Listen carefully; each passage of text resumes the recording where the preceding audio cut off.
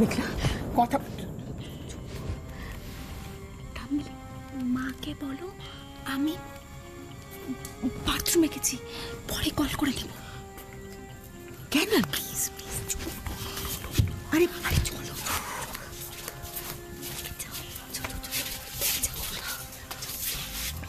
মোহনা স্নানে গেছে। হ্যাঁ, মেঘলা বেরিয়ে ফোন করবে। ইস, মা কথা বলতে চাইলো আর আমি কথা বলতেই পারলাম না। এইভাবে তো আমি মায়ের সঙ্গে কথা বলতেও পারবো না। মা যদি আমাকে শাখা সিঁদুর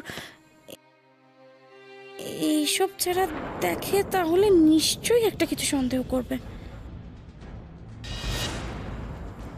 আর মা যদি সব বুঝতে পেরে যায় তাহলে তো না না। কিন্তু মা হঠাৎ কথা বলতে চাইছে কেন?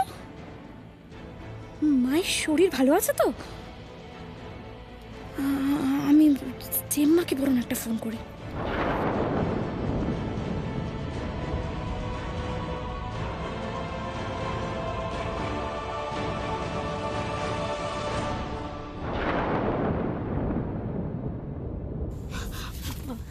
হ্যালো জেম্মা, হ্যাঁ বলছি যে মা না আমার সাথে কথা বলতে চাইছিল, বুঝলে। আমি অ্যাকচুয়ালি বাথরুমে, তারপরে ফোন করার কথা ছিল কিন্তু ভাবলাম যদি ঘুমিয়ে পড়ে মা। মায়ের শরীর ভালো আছে তো? Thank god. হ্যাঁ আমি খুব ভালো আছি। অনি ও তো আরো ভালো আছে। হ্যাঁ হ্যাঁ, দি ভাই জিজু সবাই ভালো আছে। না না না, এখন মাকে দিতে হবে না, থাক, আমি পরে ফোন করে নেবো। হ্যাঁ রাখি।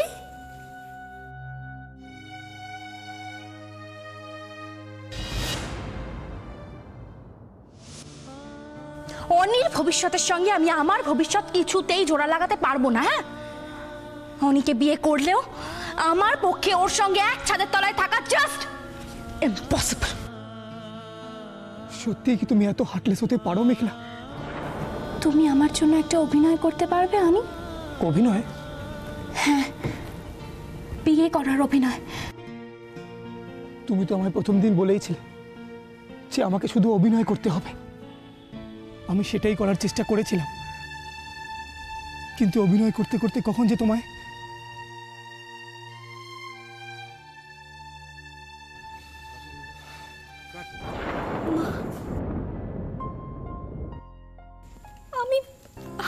আমি যখনই ভাবি যে আমি ভালো হয়ে যাব, কেন বলো তো, কেন আমার সামনে সমস্ত রাস্তা বন্ধ হয়ে যায়? আমি জানি আমি তোমাকে মিথ্যে বলেছি, যেটা জানতে পারলে হয়তো তুমি কষ্ট পাবে, কিন্তু সেটাও তো বলেছি তোমাকে খুশি করতে। মা,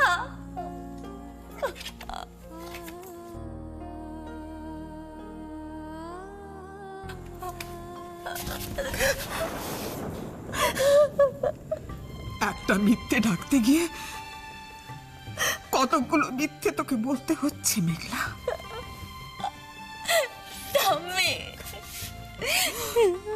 তুমি বিশ্বাস করো না? আমি করি করি তো, কিন্তু আমি একটা কথা বুঝতে পারছি মেঘলা, সবাইকে খুশি করতে গিয়ে তুই তো ঠকে যাচ্ছিস মা, তুই ঠকে যাচ্ছিস।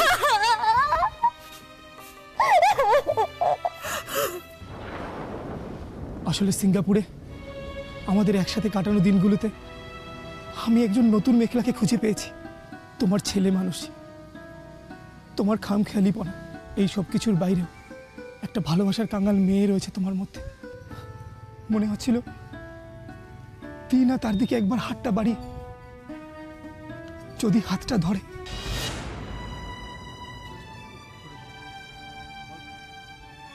আমি বোধহয় ভুল ভেবেছিলাম। আমি শুধু চাই তুমি ভালো থেকো, না হয় আমাকে বাদ দিয়েই ভালো থাকলে তুমি। আমি আর কোনোদিন তোমার জীবনে কোনো বাধা হব না মেঘলা। আজ থেকে তোমার আর আমার পথ আলাদা।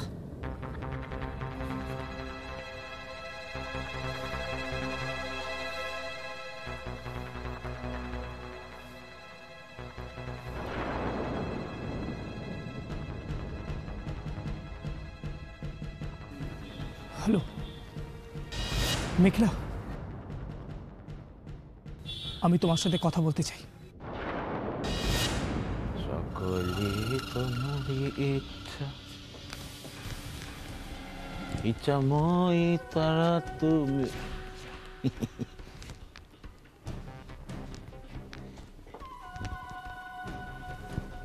তোমার কর্ম তুমি করো। বাবা, লোকে বলে করি আমি।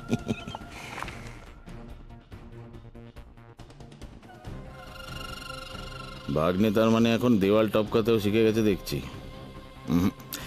আর দেরি করা যাবে না, যা কিছু কবজা করা রাতারাতি করে ফেলতে হবে। এরপর উত্তরাধিকারী এসে গেলে তো আবার বাঁদরের পিঠে ভাগ হয়ে যাবে।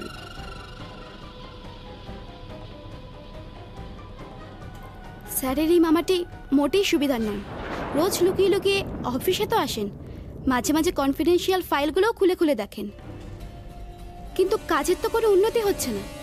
কোনো না কোনো সাইট থেকে কমপ্লেন আসছে। স্যারকে এবার ইনফর্ম করতেই হবে দেখছি।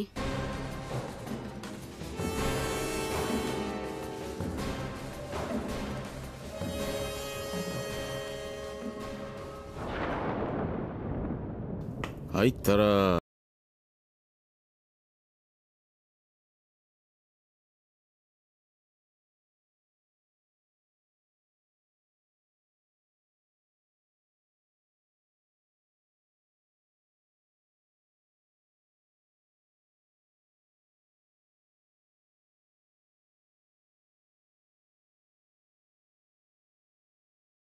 করছো? হ্যাঁ স্যার। আমিও তাই ভাবলাম কাজ করছো। অবশ্য করবে নাই বা কেন? আমি তো স্পষ্ট দেখতে পাচ্ছি এই চ্যাটার্জি কনস্ট্রাকশনে তুমিই তো গিয়ে হচ্ছে লক্ষ্মী। হ্যাঁ গো, এক হাতে ল্যাপটপ আর এক হাতে ডিজিটাল লক্ষ্মীর ঝাঁপি। দেখি দেখি দেখি পরিষ্কার দেখতে পেয়েছি। বিশ্ব, শুক্র, শনি সব একেবারে তুঙ্গে। তুমি চাইলে রবিটাও তুঙ্গে তুলে দিতে পারি। মানে আপনি কি হাত দেখতে পারেন? তারি হাত তো দেখেছে তো লোকে। আরে বাবা, আমি যা দেখতে পারি না অনেকে সেটা দেখতে পারে না। এই যেমন এখন আমি দেখতে পাচ্ছি যে তোমার পয় হাত ধরে এই চ্যাটার্জি কনস্ট্রাকশনের পয়মন্ত। এই কোম্পানির উন্নতি তোমার হাত ধরেই হবে। সঙ্গে তুমি যদি চাও তোমারও উন্নতি হয়। মানে প্রমোশন? তখন যদি ইচ্ছে হয় এই বুড়ো মামা বাবুটাকে তখন তোমার পিএ করে রাখতে পারো। টোপটা গিলেছে মনে হচ্ছে। কি করবো বলো ভাগ্নে, তুমি তো এখন দুই নারী হাতে তরবারির মধ্যে পড়ে হিমশিম খাবে। কাউকে না কাউকে তো নিজের হাল ফেরানোর জন্য ব্যবসার হাল ধরতেই হবে, তাই না? কান্নাকাটি করে আমাকে খারাপ প্রমাণ করতে চাইছো তো সবার সামনে? বলো, নিজের কীর্তিগুলো মুখ খুলে বলো। উর্মিলা, মা মা দাঁড়াও, এসব কি বলছো তুমি? বাবা দোহাই তোমার, আমি তো তোমার বড় ছেলে। আমার সামনে তুমি বসে বসে এইভাবে অপমানিত হবে? তুমি আমাদের এইভাবে শাস্তি দিচ্ছ কেন? একটু বলো না কি হয়েছে বাবা, প্লিজ বলো। বাবা, বাবা এই গরম দুধটা খেয়ে নাও, না খেলে খেয়ে কিন্তু নাও। শরীর খারাপ হয়ে যাবে। খেয়ে নাও, খেয়ে নাও, খেয়ে নাও। ন্যাকামো, আমি রিক্সা চেপে এসেছি আর বুড়ো খুঁড়িয়ে বাড়ি এসেছে বলে সব একেবারে সোহাগের দোকান খুলে দেখুনদারি শুরু করেছে। তবে খেয়ে নাও, চালাতুন খাও। আরো কোনো কথা শুনতে চায় না। খাও।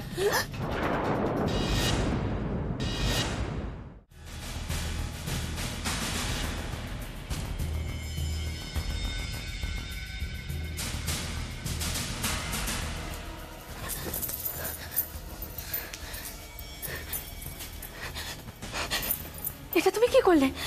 দুধটা ফেলে দিলে?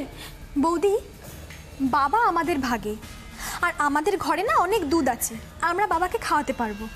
তুমি এই দুধটা দিয়ে কি প্রমাণ করতে চাইছিলে? তোমার নোংরামোর কোনো শেষ নেই না উর্মিলা, কোনো শেষ নেই। তোমার ঘরেও তো বাপ আছেন, তারও তো বয়স হয়েছে। আমি জানি আমার ঘরে বাবা আছে, তার বয়স হয়েছে, এবং উনিও কিন্তু খুঁড়িয়ে খুঁড়িয়ে হাঁটে। কিন্তু কোনোদিনও এই বাড়িতে কেউ তাকে এক গ্লাস দুধ খাওয়ার কথা বলেনি। উর্মিলা, তুমি কিন্তু সহ্যের সীমা পেরিয়ে যাচ্ছ। দাদা আপনি উর্মিলা, আমার কথা শোনো। তুমি কি হচ্ছে নাকি? আমার এসব আর ভালো লাগছে না। তোমরা তোমরা যে যার ঘরে যাও তো, ঘরে যাও, ঘরে যাও। বাবা, আমাদেরও কারোর ভাল লাগছে না, কারণ নয়। শোনো, আমি এর একটা শেষ চাই। এসব কিচ্ছু ভালো লাগছে না আমাদের। আমি এসব দেখতে চাই না। আমার মৃত্যুর আগে এই দৃশ্য আমি দেখতে চাই না। মা মা তুমি শান্ত হও, তোমার ছেলে তো বলছে। তুমি চলো, তুমি চুপ করো, শান্ত হও। বাবা,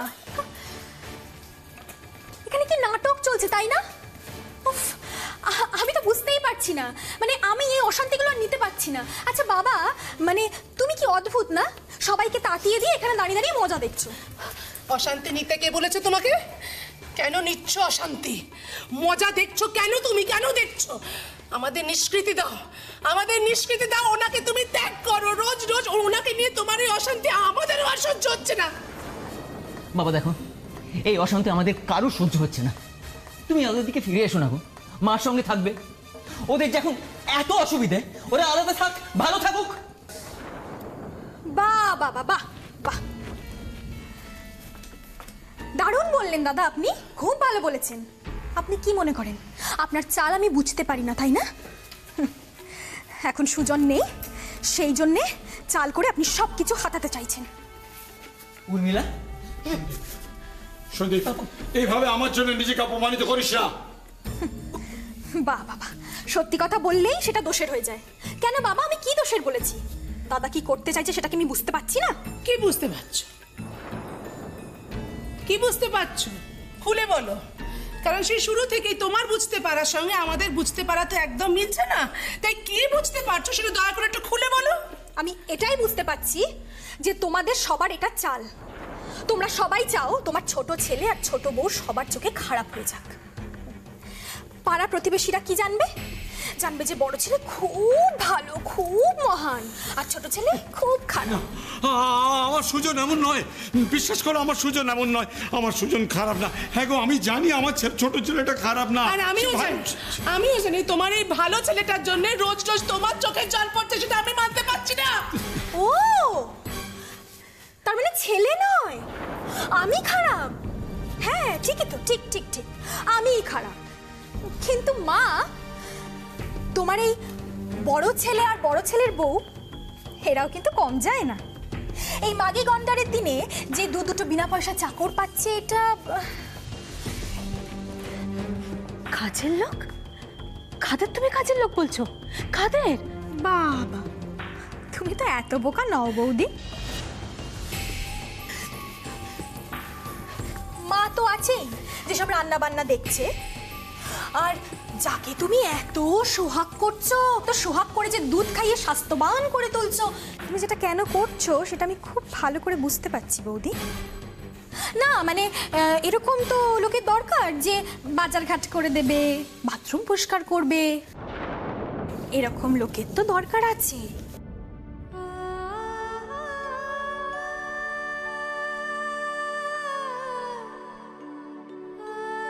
কি মা, তাই না? তুমি ওনাকে কাজের লোক বললে? মানে ওনাকে তুমি এই বাড়ির কাজের লোক বললে? হ্যাঁ, কাজের লোকই তো বললাম। ও বাবা, কেন মারবে টারবে নাকি আবার?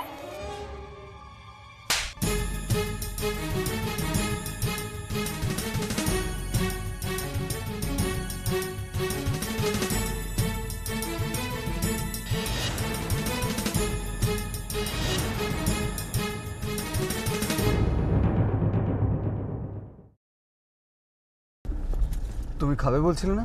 কি খাবে, চাইনিজ না কন্টিনেন্টাল? না, কিছু খাবো না। Let's go back Agni. Come on রবি, এভাবে মুড অফ করে থেকো না তো। মুড অফ নয় অগ্নি।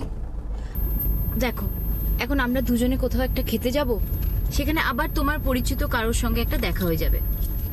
সে ঠিক একইভাবে আমার পরিচয়টা তোমার থেকে জিজ্ঞেস করবে, অ্যান্ড অ্যাজ ইউজুয়াল তোমার কাছে কোনো আনসার থাকবে না। ওই যে ভদ্রমহিলা, মানে আয়ুষীর মামি, উনি যখন আমার ব্যাপারে জিজ্ঞেস করছিলেন, আই মিন ইনভেস্টিগেট করছিলেন, তখন কিন্তু আমার খুব এম্বারেস লাগছিল অগ্নি। তবে অ্যাট দ্য সেম টাইম একটা জিনিস আমার কাছে খুব ক্লিয়ার হয়ে গেল, তোমার লাইফে আমার পজিশনটা। You are a successful businessman now, তোমার একটা পরিবার আছে, you have a lovely wife. সত্যি তো, সেখানে আমার তো কোনো অস্তিত্ব নেই, তাই না? রবি দেখো, আমি তোমাকে আগেও বলেছি, এখনো বলছি, তুমি আমার বন্ধু Robi. You are my very good friend. আমার জীবনে তোমার কন্ট্রিবিউশন, তোমার ইন্সপিরেশন আমি কোনোদিন অস্বীকার করতে পারবো না। আর এর পাশাপাশি এটাও সত্যি যে এই মুহূর্তে আমার মন প্রাণ জুড়ে আছে শুধু আমার স্ত্রী আয়ুষী। আমি আয়ুষীকে খুব ভালোবাসি, আমি ওকে কোনো দিন ভুলতে পারবো না, সারা জীবন এভাবেই ভালোবেসে যাব। আর আমাকে? ওই যে বললাম, তুমি আমার বন্ধু, আর বন্ধু হিসেবে তোমাকে একটা সাজেশন দেবো রবি। দেখো, এভাবে অতীতকে আঁকড়ে ধরে থেকো না রবি। অতীতের ভালো স্মৃতিগুলোকে মনে রেখে বাকিটা ঝেড়ে ফেলে দাও। সামনের দিকে এগিয়ে যাও রবি, এগিয়ে যাও। জীবনে এগিয়ে যাওয়ার থেকে আনন্দের আর কিছু হয় না রবি, কিছু না।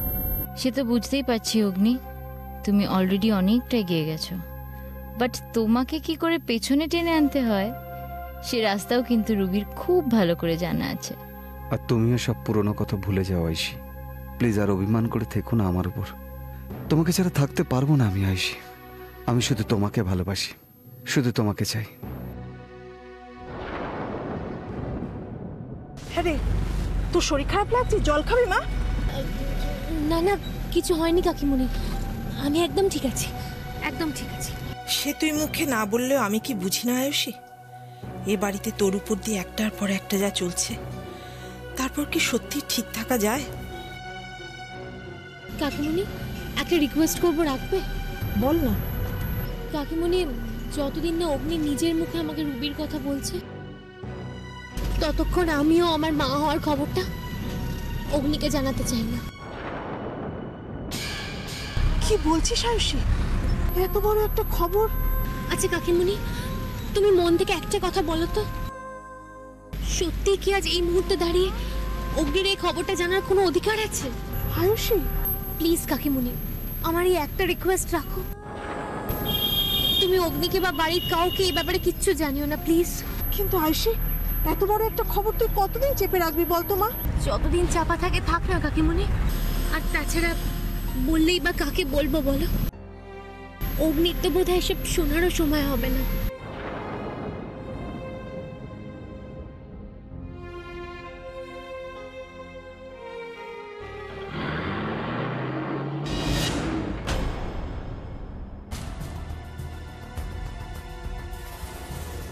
ছদিন নয় আয়ুষী, অগ্নির জীবন থেকে তোমাকে তুলে ফেলে দিতে আমার 6 ঘন্টাই যথেষ্ট।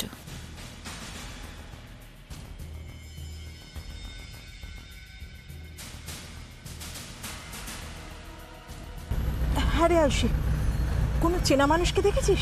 কাকে খুঁজছিস? না কাকিমণি, অচেনা।